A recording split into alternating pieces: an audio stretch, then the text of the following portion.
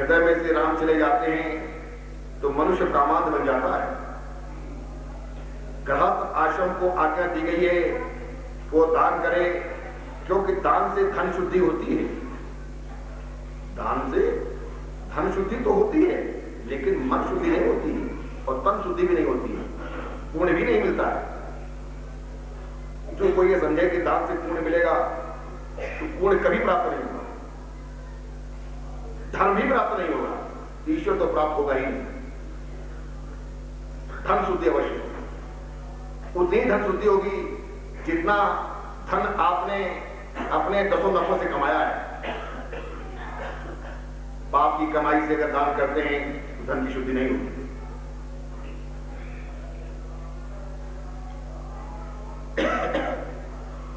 वर्ष में 1 मास गंगा किनारे रहने की आज्ञा दी गई। उसे चाहिए कि एकांतवास में नारायण की आराधना करे। वर्ष में से 1 मास ठाकुर जी के लिए सुरक्षित रखें। ग्रह की धर्म आपको बता रहे हो, घर में ठीक तरह से भक्ति नहीं हो पाती, अतः तीर्थ में भक्ति करो। तीर्थ में जाकर घर को और लौकिक बातों को कभी याद मत करो, वहां मात्र भक्ति ही करनी चाहिए। भक्ति करने के लिए स्थान की शुद्धि भी आवश्यक है। स्थान के वातावरण का मन पर बड़ा असर पड़ता है। मार्कंडेय पुराण में कथा है, राम लक्ष्मण वन में प्रवेश कर रहे थे। मार्ग में एक स्थान पर लक्ष्मण का मन कुभाव से भर गया, मति भ्रष्ट हो गई। वे सोचने लगे कैकेयी ने वनवास तो राम को दिया है, मुझे नहीं, मैं राम की सेवा के लिए क्यों कसूर हूं? ऐसा लक्ष्मण सोच रहे। राम ने लक्ष्मण से कहा, इस स्थल की मिट्टी अच्छी दिखती है, थोड़ी बांध के साथ ले चलो। लक्ष्मण ने एक पोटली बना ली। मार्ग में जब तक वो इस पोटली को हाथ में लेकर चलते थे तब तक उनके मन में कुभाव भी बना रहता था। परंतु जो ही वो उस पोटली को नीचे रखकर दूर हो जाते थे तो उनका मन राम सीता के लिए ममता और भक्ति से भर जाता था। लक्ष्मण इस बात से आश्चर्यचकित रह गए। उन्होंने राम से कहा, भैया तेरे मन के इस परिवर्तन के लिए तू दोषी नहीं है, उस व्यक्ति का ही ये प्रभाव है। जिस भूमि पर जैसे काम किए जाते हैं उसके अच्छे बुरे परमाणु उस भूमि भाग में और वातावरण में भी छूट जाते हैं। जिस स्थान की मिट्टी इस पोटली में है वहां सुंद और उपसुंद नामक 2 राक्षसों का निवास था। उन्होंने कड़ी तपस्या करके ब्रह्मा को प्रसन्न करके अमरता बना। ब्रह्मा ने उनकी मांग तो पूरी करनी चाहिए, किंतु कुछ नियंत्रण के साथ उन दोनों भाइयों के बीच बड़ा प्रेम था। अतः उन्होंने कहा कि हमारी मृत्यु केवल आपसी विग्रह से ही हो सके। ब्रह्मा ने वर दे दिया। इन दोनों ने सोचा था कि हम कभी आपस में झगड़ने वाले तो है नहीं, अतः हम अब तो मरेंगे ही नहीं। अपनी इस अमरता के घमंड में उन्होंने देवों को सताना शुरू कर दिया। देवों ने ब्रह्मा जी का आसरा लिया। ब्रह्मा जी ने तिलोत्तमा नाम की अप्सरा का सृजन किया और उसे उन असुरों के पास जाने की आज्ञा दी। सुंद और उपसुंद ने इस सौंदर्यवती अप्सरा को देखा तो दोनों मोहन हुए। सुंदर ने कहा ये मेरी है, तो उपसुंद ने कहा सोच समझ के बोलो, ये तेरी भाभी अर्थात मेरी पत्नी है। दोनों झगड़ने लगे। तिलोत्तमा ने कहा मैं तो विजेता के साथ विवाह करूंगी।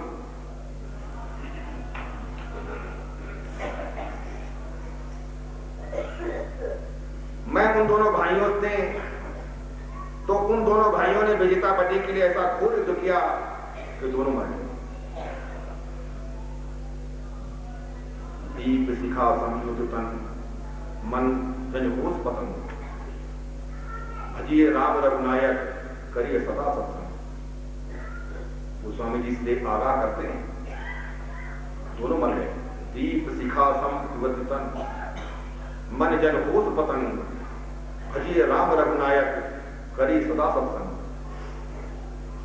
दो कारणों से बचा जा सकता है, अन्यथा कोई कारण नहीं। वे दोनों असर जिस स्थान पर झगड़ते हुए मरे थे, उसी स्थान की मिट्टी है भैया। अतः इस मिट्टी में भी द्वेष, तिरस्कार और वैर के संस्कारों का सिंचन हो गया। जिस भूमि पर जैसे कर्म किए जाते हैं, वही संस्कार वो भूमि भी प्राप्त कर लेती है। घर को ग्रह तो सदा पवित्र रखे। देखिए, हरिहर धाम को पवित्र रखने के लिए हम कितना प्रयास करते हैं, और किसी प्रकार से कोई खराबात करता है तो उसको वंचित करते हैं, उसका प्रवेश रोक देते हैं, तो पवित्र बनाते, और कोई कारण नहीं है, कोई द्वेष नहीं उत्पन्न से। ज्यादा से ज्यादा पवित्र रहेगा तो ज्यादा से ज्यादा लोगों को लाभ मिलेगा।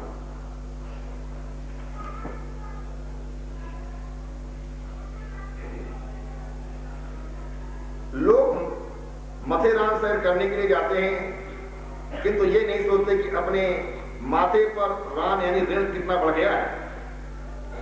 माथेरान जाने के बदले जहां परमात्मा ने लीला की हो, वैसे भगवत धाम में रहकर सत्कर्म करो।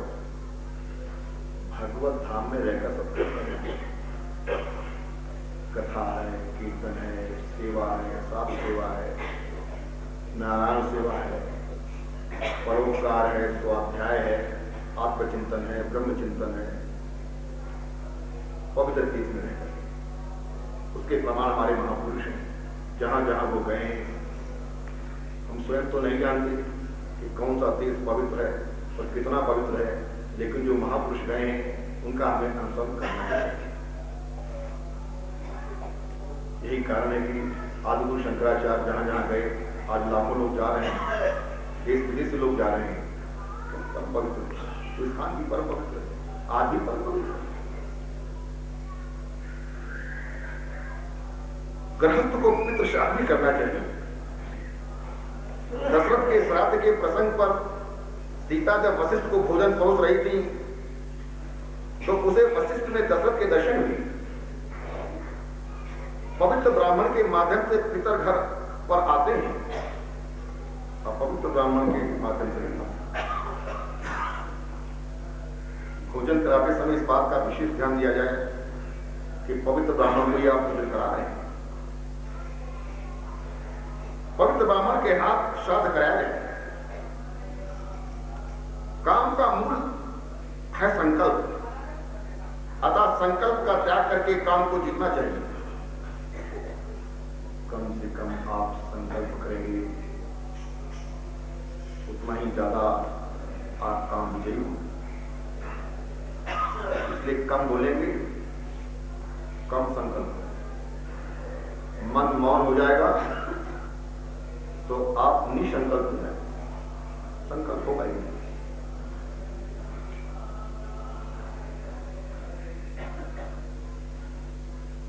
मन में सुख का संकल्प ही नहीं आना चाहिए। संकल्प ही दुख का कारण है। काम की इच्छा अपूर्ण रहने पर क्रोध उत्पन्न होता है। कामनाओं का त्याग ही क्रोध को जीतने का उपाय है। धीरे धीरे जितनी सांसारिक कामनाएं हैं, अगर उनको हम न्यूनतम करते जाएंगे तो धीरे धीरे क्रोध भी शांत हो जाएगा। अन्य दूसरा कोई कारण नहीं। जब तक हमारी आवश्यकताएं हैं और आवश्यकताएं पूरी नहीं होंगी तो क्रोध निश्चित हो जाएगा। क्रोध दुख दाता है। क्रोध पर ही क्रोधित होने का निश्चय करो। सांसारिक लोग जिसे अनंत मानते हैं वही अनंत है। ऐसा समझो, लोभ को जीतो, लोभ को जीवन प्रतिलाभ लोभ अधिकारी, इसलिए लोभ को जीतना है। एक लाभ होगा, लोभ बढ़ेगा, दूसरा लाभ होगा और लोभ बढ़ेगा। तात्विक विचार से भय को जीतना चाहिए। आध्यात्म विद्या से शोक और मोह पर, संतों की उपासना से दम्भ पर। देखिए कैसे आपको रहना संसार। आध्यात्म विद्या से शोक और मोह पर, आध्यात्म विद्या से शोक और मोह पर जीता जा सकता है। देखिए कोई भी लोगों को रस्सी से नहीं बांधा गया, न कोई खूंटे से बंधा है, लेकिन छोड़े जाएंगे तो सीधे अपने बारे में भागेंगे। मोह और कोई कारण नहीं, एकदम मोह। लेकिन आध्यात्मिकता से शोक और मोह पर विजय प्राप्त की जा सकती है। आध्यात्मिक विद्या यानी परलोक की विद्या, यानी परमार्थ की विद्या, यानी कल्याण की विद्या, आत्म कल्याण की विद्या जब तक प्राप्त नहीं होगी तब तक शोक और मोह पर विजय प्राप्त नहीं होगी। संतों की उपासना से दम्भ पर, अगर संतों का आप साथ करते हैं और उनकी सेवा करते हैं, निस्वार्थ होकर करते हैं, तो दम्भ पर विजय प्राप्त की जा सकती है। जो आप नहीं है उससे ज्यादा अपने का आंकलन करना। हम हैं महामूर्ख और सबको दिखाने का प्रयास करते हैं कि हम महाज्ञानी हैं, यही दम्भ है। जो नहीं है उससे ज्यादा प्रदर्शन करना। मौन द्वारा योग के विघ्नों पर, योग के तमाम विघ्न होते हैं।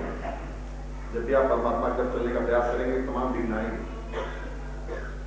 लेकिन मौन के द्वारा उनका हल निकाला जा सकता है। और शरीर प्राण आदि को निश्चेष्ट करके हिंसा पर विजय प्राप्त करनी चाहिए। गृहस्थ को सद्गुरु का आश्रय लेकर उसकी आज्ञा का पालन करना चाहिए। गृहस्थ का यह धर्म है कि सद्गुरु का आश्रय लेकर उसकी आज्ञा का पालन करना चाहिए, क्योंकि अगर आश्रय सद्गुरु का नहीं लिया तो उसकी आज्ञा का पालन नहीं करेगा।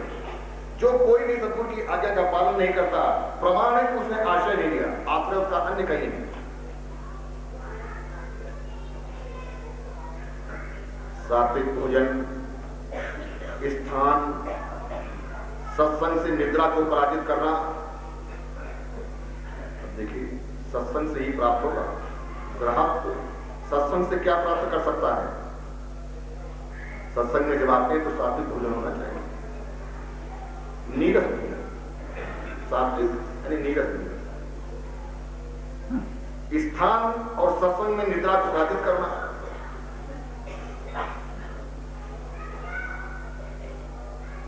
सत्गुण की वृद्धि से मनुष्य की देह विलीन हो जाती है। ज्ञानेश्वर ने 16वें वर्ष में, शंकराचार्य ने 32वें वर्ष में प्रमाण किया था। तमोगुण की बुद्धि से निद्रा बढ़ती है। निद्रा, आलस्य, प्रमाद। बहुत लोग खाना खा के आते हैं फिर दीवार का सहारा लेते हैं। खैर यहां तो जाड़ा है, अगर अन्यत्र कहीं कथा हो रही तो पंखी के नीचे बैठे फिर मौत से खुराके लेते हैं। और जब हरे राम होती जयकारा तो बड़े जोर से हाथ देते हैं। खैर आई वेलकम।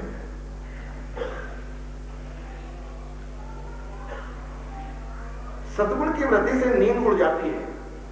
जैसे जैसे सद्गुण बढ़ेंगे नींद कम होती जाएगी। निद्रा तमोगुण का धर्म है। निद्रा, प्रमाद, आलस तमोगुण का धर्म है।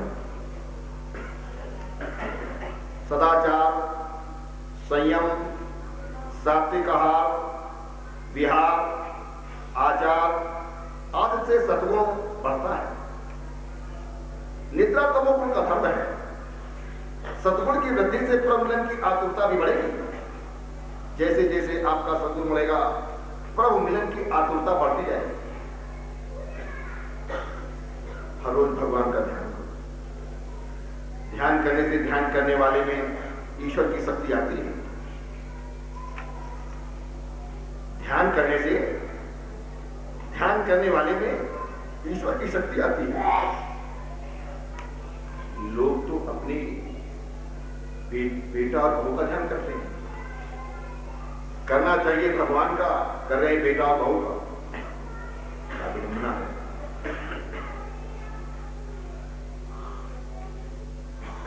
ध्यान करने से ध्यान करने वाले में ईश्वर की शक्ति आती है। गृहस्थ को इंद्रिय रूपी घोड़ों को नियंत्रण करने में रहना चाहिए। विद्वान कहते हैं ये शरीर रथ है और इंद्रियां घोड़े। शरीर रथ है, इंद्रियां घोड़े। इंद्रियों का नियंता मन ही इन घोड़ों की वागडोर है। शब्दार्थ विषय विभिन्न मार्ग हैं। बुद्धि इस रथ को चलाने वाला सारथी है। इस रथ को बांधने के लिए ईश्वर ने चित्त रूप बंधन बनाया है। 10 प्राण इस रथ की धुरा है। धर्म और अधर्म पहिए हैं। इस रथ में बैठता है हमारा अहंकारी जीव। ओंकार धनुष है, शुद्ध जीवन वाहन है, परब्रह्म लक्ष्य है, निशाना है। रोहित द्वेष, लोभ शोक मोह, भय मन मान अपमान, असूया माया हिंसा, मत्सर रजोगुण, प्रमाद क्षुधा निद्रा आदि शत्रु है। जब तक मनुष्य देह रूपी रथ अपने वश में है, इंद्रियां आदि सशक्त हैं, मनुष्य को चाहिए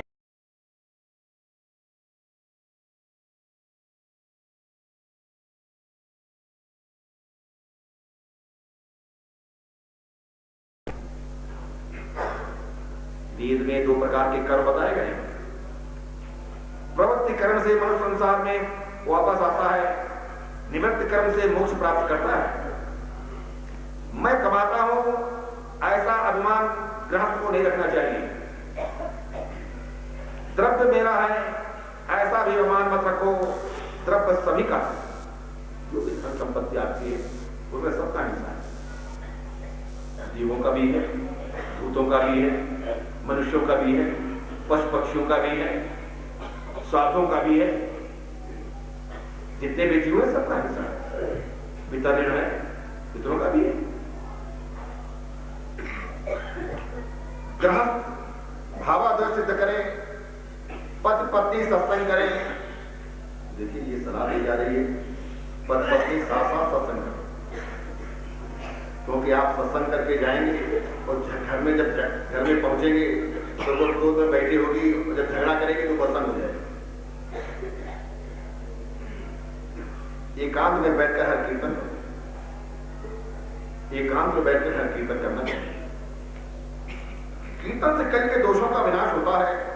धर्म से अर्थ का उपार्जन करो। अर्थ का उपार्जन धर्म से होना चाहिए, अधर्म से नहीं। मन कभी लगेगा नहीं। मौज मजे में सभी साथ रहते हैं, दंड अकेले जीवात्मा को भोगना पड़ता है। अनेक ग्रह संसार पार कर गए हैं। बड़े बड़े ऋषि जो ईश्वर को देखने के लिए तरसते हैं, वे आपके घर में रहते हैं। इस प्रकार नारद ने धर्मराज को उपदेश दिया। अंत में इस प्रकरण के सर्व पाप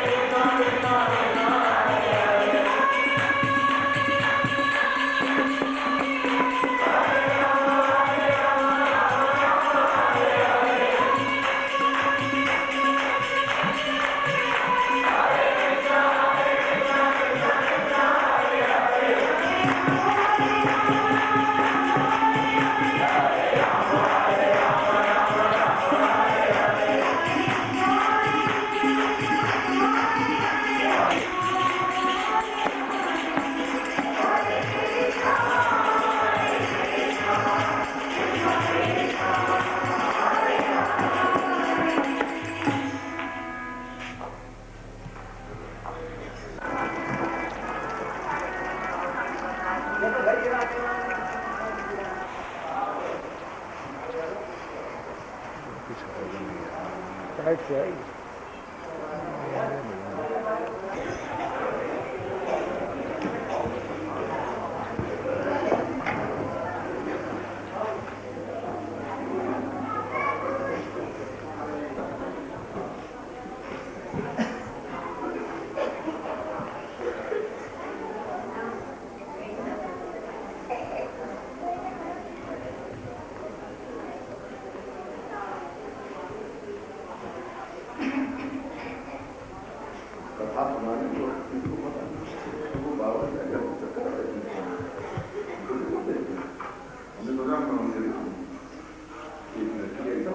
देखो